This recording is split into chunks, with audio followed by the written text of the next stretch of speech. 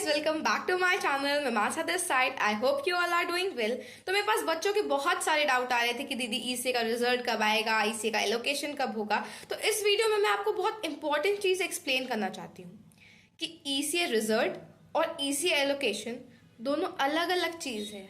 Yes, ECA result ECA allocation के पहले आता है। अब ये दोनों है क्या और डिफरेंस क्या है इन दोनों में। तो पहले बात करते हैं ईसीए रिजल्ट की। ईसीए रिजल्ट का मतलब है कि आपको आपके ट्रायल्स प्लस सर्टिफिकेट्स का कंबाइंड मार्क्स कितना मिला, इसकी जानकारी आपको मिलेगी। इसको कहते हैं रिजल्ट डिक्लेरेशन। ये सीएससीएस पोर्टल पे ही आपको शो होगा। ईसीए रिजल्ट का मतलब है आपको ये पता चलेगा कि आप उस कैटेगरी में पास हुए या फेल।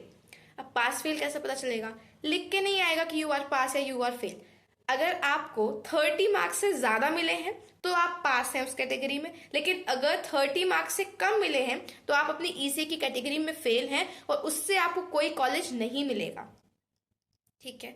इसके अलावा एक और इम्पॉर्टेंट बात, जिन बच्चों ने एक से ज्यादा कैटेगरीज में अप्लाई किया था, फॉर एग्जाम्पल आप मतलब 3 कैटेगरी मैक्सिमम अप्लाई कर सकते थे, तो किसी ने 1 किया, किसी ने 2 और किसी ने 3। तो जिसने 1 से ज्यादा किया है, फॉर एग्जाम्पल 2 कैटेगरी में अप्लाई किया है, डांस और म्यूजिक, तो इन दोनों कैटेगरीज में से जिसमें से सबसे ज्यादा मार्क्स आए होंगे उस कैटेगरी से आपको ईसीए एलोकेशन होगा। फॉर एग्जाम्पल मैंने म्यूजिक लिया और मैंने डांस लिया। म्यूजिक में मुझे मिले 45 मार्क्स और डांस में मुझे मिले 65 मार्क्स। तो डांस में मुझे ज्यादा मार्क्स मिले हैं। तो रूल्स के मुताबिक डांस कैटेगरी से ही मुझे किसी कॉलेज में सीट एलोकेट होगी।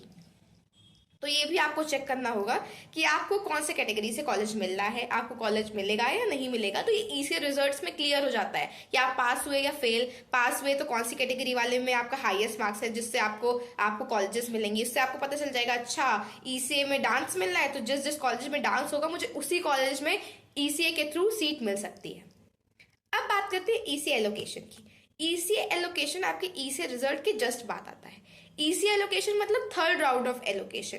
थर्ड राउंड ऑफ एलोकेशन के पहले ही आपका ईसीए का रिजल्ट आता है। बहुत सारे बच्चों के मन में डाउट है कि रिजल्ट कब आएगा, ईसीए का थर्ड राउंड कब होगा, एलोकेशन कब होगा। तो अभी डेट्स नहीं आई हैं, जैसे ही डेट्स आएंगी मैं आपको बता दूंगी। पहले ये डिफरेंस तो क्लियर कर लो। एलोकेशन में आपको कॉलेजेस मिलेंगे आपके नंबर के हिसाब से। ईसीए के रिजल्ट में जो मार्क्स आपके आए हैं उस अकॉर्डिंग आपको ईसीए के एलोकेशन में कॉलेजेस अलॉट होंगे। जिसके जैसे मार्क्स होंगे उसको ऐसे ही कॉलेजेस अलॉट होंगे। और एक बहुत अच्छी चीज है जो बच्चे मिस कर देते हैं कि ईसीए में भी अपग्रेड का ऑप्शन होता है।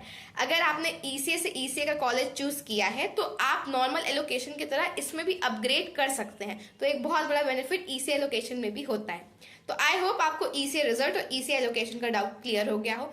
इस रिगार्डिंग कोई भी डाउट है आपके मन में तो आप मुझसे कमेंट बॉक्स में पूछ सकते हैं। ओके, इसके अलावा मैं अपनी अपकमिंग वीडियोस में ये डिस्कस करूंगी कि ईसीए एलोकेशन में अपग्रेड कैसे करते हैं, उसका क्या बेनिफिट है और किन बातों का ध्यान रखना है। और एक और इम्पोर्टेंट टॉपिक जो बहुत सारे बच्चों ने मुझसे पूछा, फीस रिफंड को लेकर के, कि फीस रिफंड की क्या पॉलिसी है। अगर मुझे ईसीए से भी कॉलेज मिलेगा, नॉर्मल एलोकेशन में भी कॉलेज मिल गया है, तो दो जगह फीस सबमिट करनी पड़ेगी। इसका क्या कंसेप्ट है ये भी मैं अपनी वीडियोज में आगे एक्सप्लेन करूंगी। और इन दोनों टॉपिक्स के अलावा भी अगर आपको कोई मन में डाउट है तो आप मुझसे कमेंट बॉक्स में पूछ सकते हैं। बाकी लाइक शेयर एंड सब्सक्राइब।